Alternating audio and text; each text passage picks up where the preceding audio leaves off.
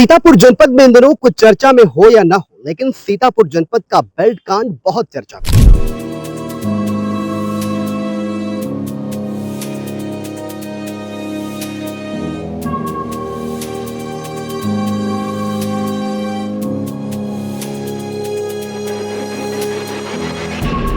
निश्चित तौर पर कि ऐसे ही मास्टरों के द्वारा पढ़ाए हुए कसाब बनते हैं, ऐसे ही मास्टरों के पढ़ाए हुए ओसामा बिन लादेन बनते हैं।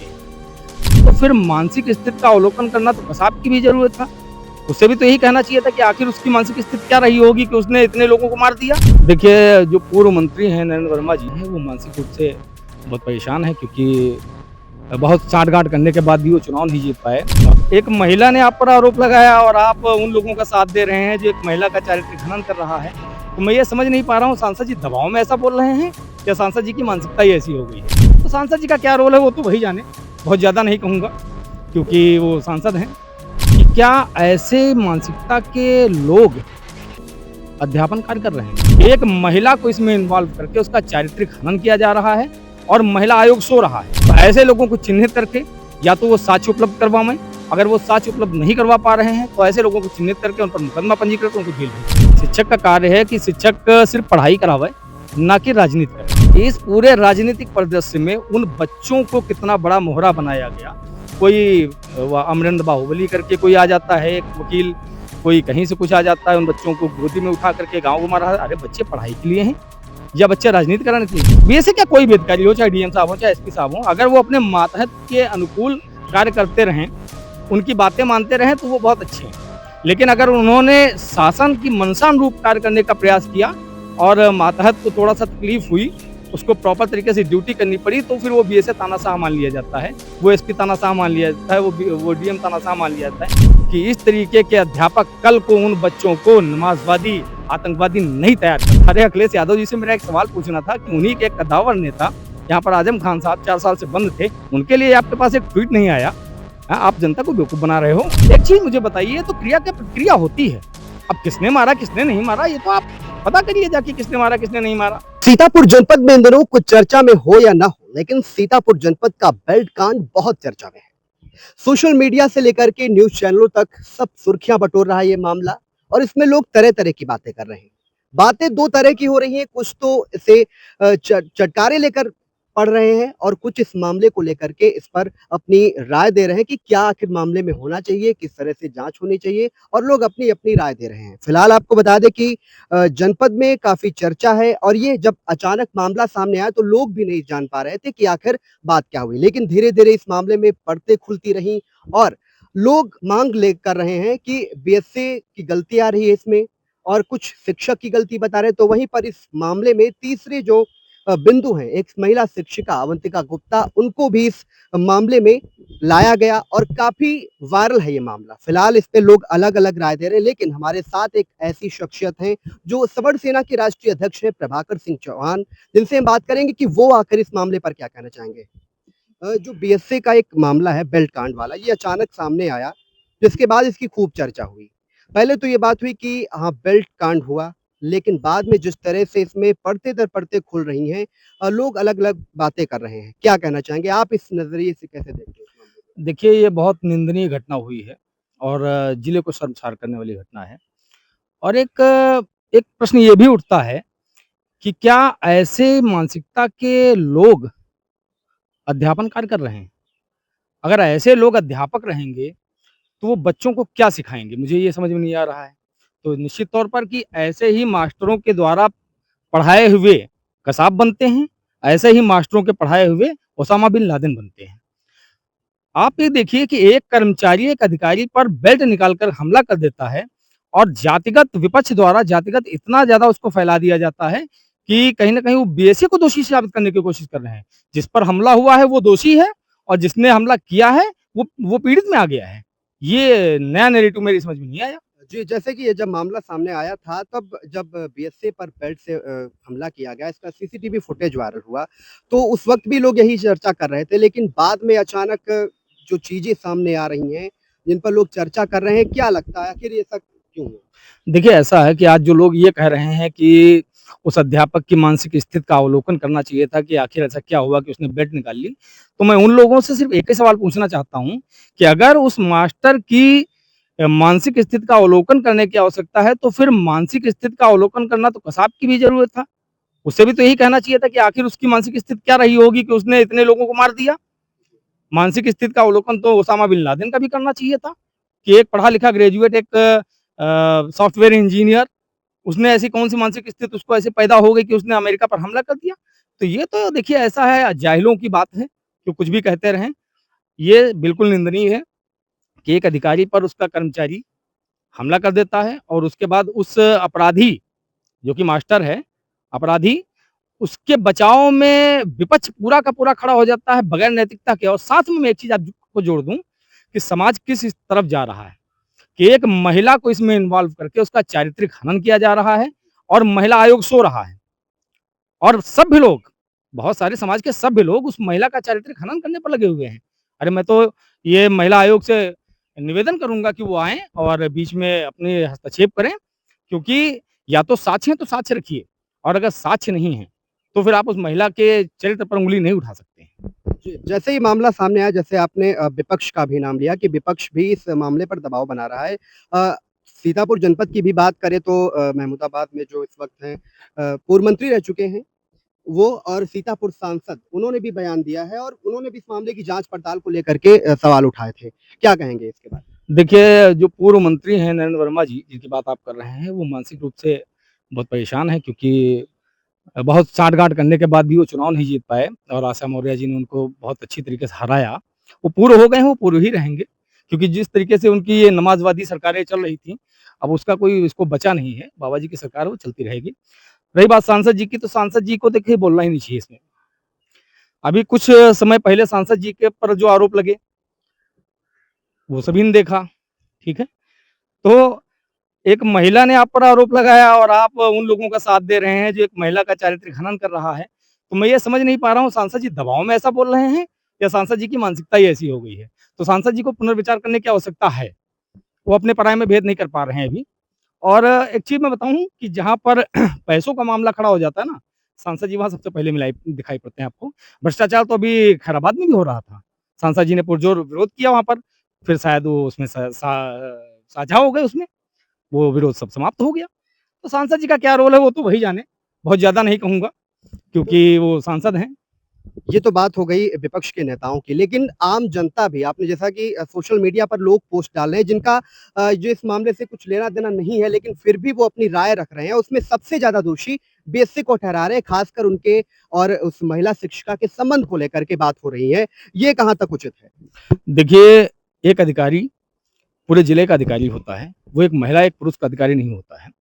और महिला की बात जहाँ तक आपने की, तो मैं तो यही कहूँगा और सीतापुर पुलिस अधीक्षक महोदय से मेरा निवेदन है और जो भी उनका सर्विलांस और क्राइम ब्रांच की टीमें हैं, उनसे भी निवेदन है कि सोशल मीडिया पर जितने भी लोग उस महिला को लेकर के आरोप लगा रहे हैं, चारित्रिक हनन उसका कर रहे हैं, बीएसएफ साहब से उनका नाम जोड़ रहे हैं, तो ऐसे लोगों को चिन्हित करके या तो वो साक्ष्य उपलब्ध करवाएँ। अगर वो साक्ष्य उपलब्ध नहीं करवा पा रहे हैं, तो ऐसे लोगों को चिन्हित करके उन पर मुकदमा पंजीकृत उनको जेल भेजें। क्योंकि किसी भी स्तर पर ये हमारा देश महिला प्रधान देश है। हम लोग महिला की पूजा करते हैं और नवरात्र का समय चल रहा है, आप जान रहे हैं, हम लोग आदिशक्ति की उपासना करते हैं, उनको उनके पैर धुलते हैं, उनके चरण वंदना करते हैं और ऐसी स्थिति में इस समाज में एक महिला का चारित्र्य हनन करना तो सर्वथा जो है हमारे समाज के अनुकूल नहीं है, ये बिल्कुल भी नहीं है। मामले में महिला शिक्षिका निलंबित हो चुकी हैं और जिन शिक्षक ने बीएसए पर हमला किया वो भी निलंबित हो चुके हैं। लेकिन अब एक बड़ा तबका मांग कर रहा है जिसमें शिक्षक संगठन भी कई सामने आ चुके हैं, डीएम को ज्ञापन भी दे चुके हैं कि बीएसए को निलंबित किया जाना चाहिए। इस मामले की जाँच पड़ताल होनी चाहिए कायदे से। सबसे पहले तो मैं माननीय मुख्यमंत्री जी को ज्ञापन भेज करके ये माँग करूँगा कि जितने भी शिक्षक संघ हैं, उनको भंग कर देना चाहिए, उन पर तत्काल प्रभाव से रोक लगा देनी चाहिए। क्योंकि शिक्षक का कार्य है कि शिक्षक सिर्फ़ पढ़ाई करावे, ना कि राजनीति करे। शिक्षक का काम है कि वो सिर्फ़ पढ़ाई करावे, ना कि राजनीति करे। और देखिए, बीएसए इसलिए दोषी है कि अगर बीएसए क्या कोई भी अधिकारी हो, चाहे डीएम साहब हों, चाहे एसपी साहब हों, अगर वो अपने मातहत के अनुकूल कार्य करते रहें, उनकी बातें मानते रहें, तो वो बहुत अच्छे हैं। लेकिन अगर उन्होंने शासन की मंशानुरूप कार्य करने का प्रयास किया और मातहत को थोड़ा-सा तकलीफ हुई, उसको प्रॉपर तरीके से ड्यूटी करनी पड़ी, तो फिर वो बीएसए तानाशाह मान लिया जाता है, वो एसपी तानाशाह मान लिया जाता है, वो डीएम तानाशाह मान लिया जाता है।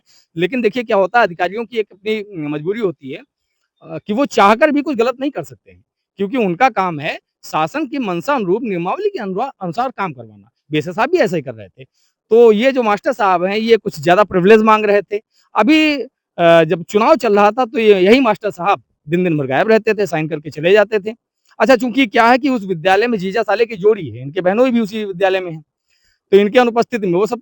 दूसरा सबसे बड़ा मुद्दा आप देखिए कि इस पूरे राजनीतिक परिदृश्य में उन बच्चों को कितना बड़ा मोहरा बनाया गया। कोई अमरिंद बाहुबली करके कोई आ जाता है, एक वकील, कोई कहीं से कुछ आ जाता है, उन बच्चों को गोदी में उठा करके गाँव घुमा रहा है। अरे बच्चे पढ़ाई के लिए हैं या बच्चे राजनीति कराने के लिए? आप सोचिए कि जब बच्चों को इस तरीके से ट्रेंड कर के एक स्थानीय विधायक के खिलाफ मुर्दाबाद के नारे लगवाए गए, एक अध्यापिका के खिलाफ नारे लगवाए गए, तो मैं कैसे मान लूँ कि इस तरीके के अध्यापक कल को उन बच्चों को नमाज़वादी, आतंकवादी नहीं तैयार कर देंगे। बिल्कुल निश्चित तौर पर तैयार कर देंगे और मेरी माँग है कि इन अध्यापक महोदय, जो कि ये विजेंद्र वर्मा करके शायद नाम उनका है, इनकी तत्काल प्रभाव से सेवा समाप्त की जाए, इनकी पेंशन रोक दी जाए और इनकी संपत्ति की जाँच करवाई जाए। जो भी उच्चतम से उच्चतम कार्रवाई हो सकती है वो की जाए, ताकि एक नज़ीर पैदा हो कि कोई भी मातहत अपने अधिकारी से इस तरीके का बर्ताव करने से पहले 100 बार सोचे। पूरे बेल्ट कांड मामले में महिला शिक्षिका अवंतिका गुप्ता और जो शिक्षक हैं ब्रजेंद्र वर्मा और बीएसए, इन तीनों में क्या लगता है कि केवल अध्यापक की आप कमी बता रहे हैं या फिर अन्य लोग 2 लोगों से भी कुछ न कुछ कमियाँ हुई हैं? देखिए ऐसा है, कमी हुई। अवंतिका गुप्ता जी 2-3 दिन अब्सेंट रहीं। 19 तारीख तक वो सचल दल की मेंबर रहीं। उसके बाद उनको जॉइन करना था, 2-3 दिन वो नहीं आईं। उसके लिए यही प्रधानाध्यापक महोदय ने बीएसए साहब को लिखित में एप्लीकेशन दी। 23 तारीख को उस अध्यापिका को भी तलब किया गया था, जिसके लिए वो नहीं आई। 25 तारीख को निलंबित कर दी गई। इसको इस घटना से जोड़ने का मतलब नहीं है। 23 को उसको भी बुलाया गया, 23 को मास्टर साहब को भी बुलाया गया था। 23 को वो अध्यापिका नहीं आती है, 25 को निलंबित कर दी जाती है, 24 को आदेश बन जाता है। मास्टर साहब आते हैं, मास्टर साहब बेल्ट उठा लेते हैं, तो उनके साथ जो होना था वो हो गया। दूसरी बात क्या है कि लोग जो कह रहे हैं कि मास्टर मारे गए, एक चीज़ मुझे बताइए, तो क्रिया क्या प्रतिक्रिया होती है। अब किसने मारा, किसने नहीं मारा, ये तो आप पता करिए जाके किसने मारा, किसने नहीं मारा। लेकिन आप उसको बीएसए से कहाँ जोड़ सकते हैं भाई? बीएसए पर तो हमला हुआ है, बीएसए तो खुद पीड़ित है। अब आप बीएसए को आरोपी बना रहे हो। ये तो बिल्कुल एकदम नेगेटिव बातें हैं। देखिए, ऐसा है यहाँ पर टोटल राजनीति हो रही है पक्ष और विपक्ष की। आपने देखा होगा कि इतनी जल्दबाजी में अखिलेश यादव जी ने तुरंत ट्वीट कर दिया। अरे अखिलेश यादव जी से मेरा एक सवाल पूछना था कि उन्हीं के एक कद्दावर नेता, यहाँ पर आजम खान साहब 4 साल से बंद थे, उनके लिए आपके पास एक ट्वीट नहीं आया? हाँ, आप जनता को बेवकूफ़ बना रहे हो। कि जहाँ पर आपकी वोट की राजनीति है, वहाँ पर आपने ट्वीट कर दिया। आपके नेता यहाँ बंद थे, आप मिलने नहीं आए यहाँ पर। इस मामले में बड़ा सवाल ये उठ रहा है कि बेल्ट कांड आखिर क्यों? इसके पीछे रीज़न क्या था? सवाल ये उठ रहा है। देखिए रीज़न ये है कि वो मास्टर बहुत मनबड़ था। उनको विपक्ष का पूरा संरक्षण प्राप्त था। उनको अपनी जातिगत कम्युनिटी पर बहुत ज़्यादा भरोसा था कि हमारा कुछ होने वाला नहीं है। हम बेल्ट चला देंगे, हम अपने विभाग के हीरो बन जाएँगे, मेरा होगा कुछ वैसे भी नहीं। अगला विपक्ष के हम एक चेहरा बन जाएँगे। हो सकता है हमको विधायकी कहीं मिल जाए, हो सकता है हमको एमएलसी बना दिया जाए, हो सकता है किसी आयोग में भेज दिया जाए कि 4-5 साल की नौकरी बची थी, वो 5 साल आगे की राजनीति अपनी कर रहे थे। जी, एक बार क्या कहना चाहेंगे प्रशासन से और क्योंकि वो भी जाँच पड़ताल कर रहा है इस मामले में, हालाँकि प्रशासन का ही मामला है, लेकिन पूरे मामले को लेकर के आपकी क्या अपील रहेगी? देखिए मेरी अपील है कि शांति बनाए रखें। इस मामले को जातिगत रंग ना दिया जाए, क्योंकि जातिगत रंग देने से सौहार्द बिगड़ेगा, ठीक है? अगर मास्टर साहब के सुजाती हैं, तो बीएसए साहब के भी सुजाती हैं। हालाँकि बीएसए साहब ने अपील कर रखी है कि कोई भी मेरी तरफ से प्रदर्शन न किया जाए, ये उनका बड़प्पन है। जबकि ऐसी स्थितियों में कोई भी दूसरा होता तो अपील करता कि मेरे लिए भी कोई लोग आएँ। तो बीएसए साहब बहुत सुलझे हुए व्यक्ति हैं और माननीय योगी आदित्यनाथ जी ने स्वयं इसका संज्ञान लिया हुआ है। अब आप देखिए कि उस विद्यालय को खुलवाने के लिए डीएम साहब को जाना पड़ा। इतनी बड़ी राजनीति थी वहाँ पर कि वहाँ के लोकल लोग खोलने नहीं दे रहे थे वहाँ पर। तो मेरी यही अपील है कि देखिए सौहार्द बनाए रखें और ये मामला विभागीय और व्यक्तिगत था। इसको विभाग और व्यक्तिगत लोग अपना निपट लेते। इसको जातिगत रंग देने का कोई आवश्यकता नहीं थी और ये सिर्फ़ विपक्ष ने इतना माहौल खड़ा कर दिया है। तो मेरा यही कहना है कि सभी लोग आपस में मिल-जुल कर रहिए, जो निर्णय होगा वो सरकार ले लेगी।